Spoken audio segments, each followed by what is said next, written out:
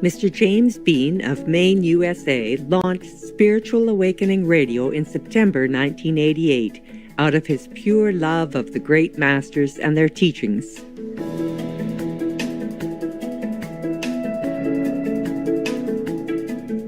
The focus of Mr. Bean's programs is to share, through radio and other media, a deeper understanding of spirituality for a more peaceful planet.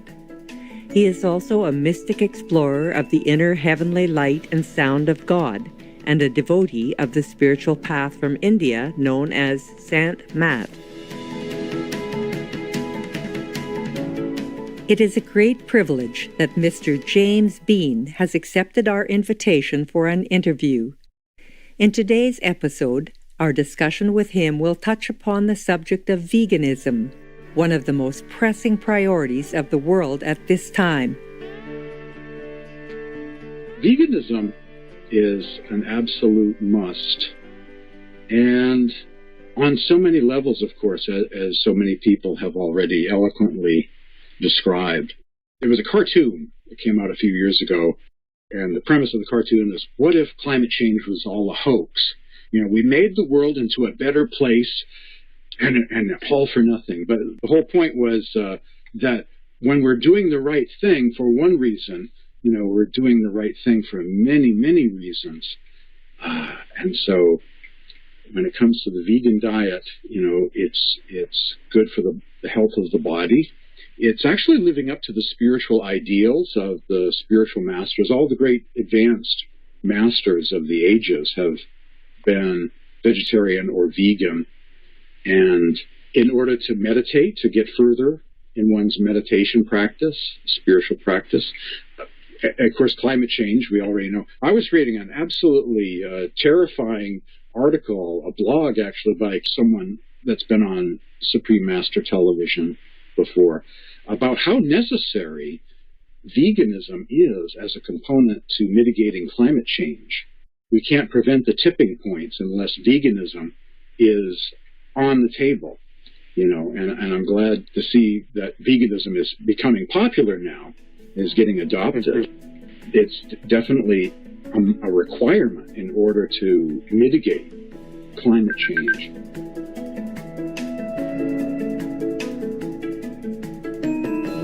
In an effort to inform people that veganism has always been a requirement for spiritual truth seekers, Mr. James Bean compiled a booklet that highlights lesser-known writings in Christian scriptures regarding dietary choices.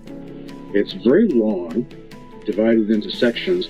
Anyone can access it by going to a site called archive.org and just typing in evidence for vegetarian Jesus in the search box there, and you'll see 2 copies of this booklet I've uploaded as an ebook that you can download for free, you know, from archive.org. And you'll also see a couple of podcasts that I did on the same subject, and I noticed that turns up in the same search there at archive.org. And so when I came up with this booklet of vegetarian Christianity, making Christianity vegan, that's based on years of research, finding all of these amazing vegetarian passages, and actually vegan because there's no reference to dairy products either.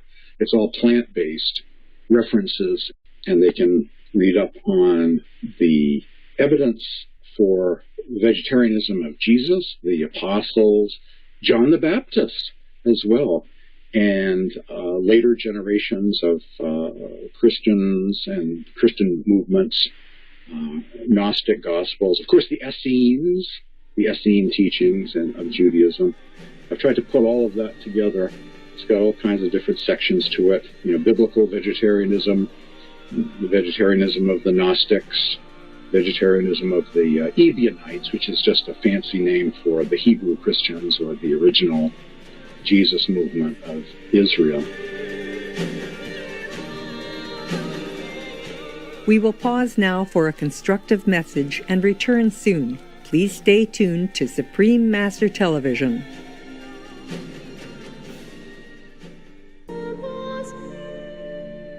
Welcome back, gracious viewers. You may wonder what evidence pertaining to vegetarianism in religion is provided in Mr. James Bean's new booklet.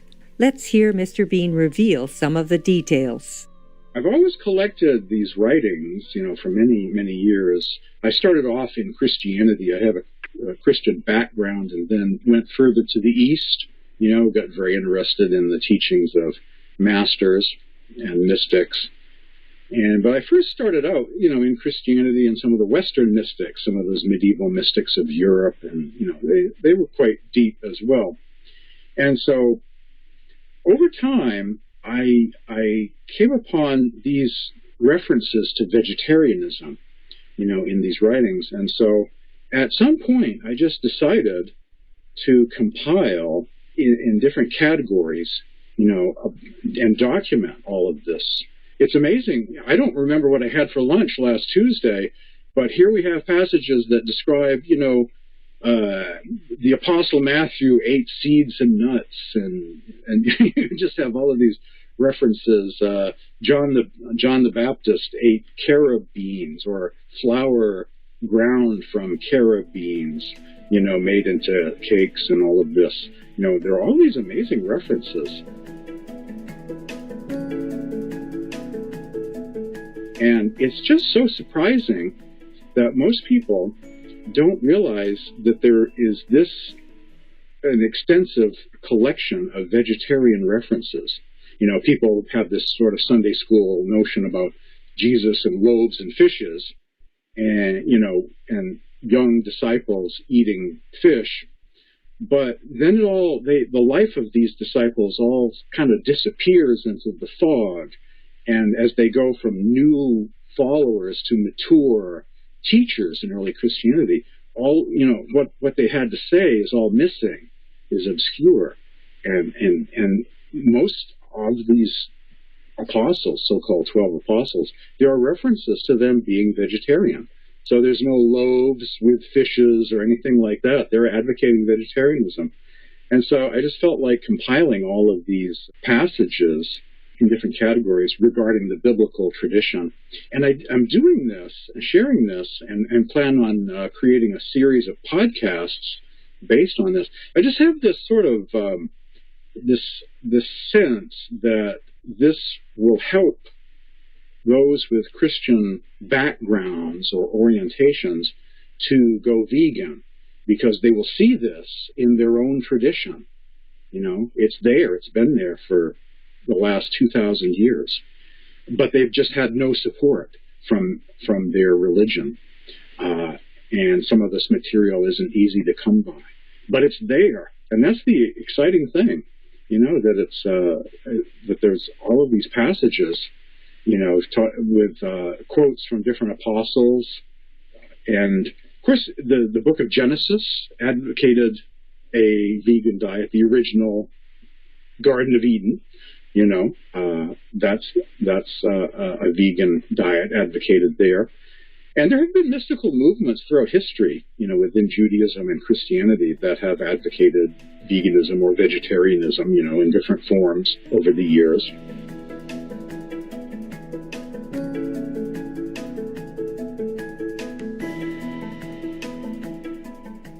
According to Mr. James Bean, if people of all religious beliefs and from different traditions know the truths inscribed in the original teachings of the masters they believe in, they would surely turn to the vegan lifestyle. And so that history does exist, but most people don't know about it. And a lot of people in Christianity really don't associate their religion with vegetarianism. They just don't know that these things exist. And I just think that by sharing this knowledge, that it could be important to help millions of Christians adopt a vegan diet. And that seems like an important thing. There are a lot of Christians in the world. And so if we can sway some of them to go in a vegan direction, that could really help out.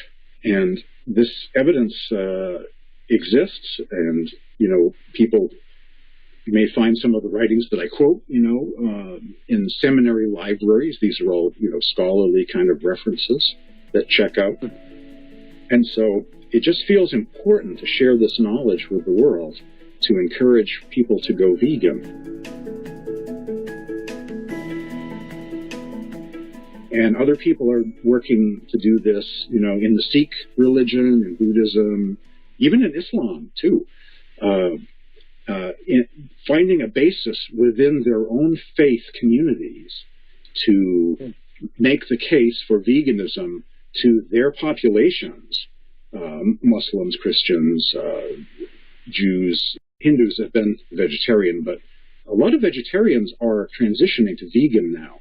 As I say in one of my blogs, vegetarianism is going vegan. And so there's a huge series of movements in the world right now. A lot of people are transitioning to vegan. So I just hope to contribute to that movement of humanity to veganism by sharing sayings of Jesus, sayings from the Apostle Peter, the Apostle Thomas, and all of these other texts that I've put together in one place, pointing out that vegetarianism is very old. It goes right back to the earliest days of Christianity. The Apostle Paul, in his letters, which date back to about 50 AD or so, he's arguing with vegetarian Christians back then, in 50 AD. So this goes right back to the early days of the Jesus movement. So it's kind of neat to know that and to share that with other people. And if it helps some go vegan, then, well, there are a lot of Christians out there. It's a huge population.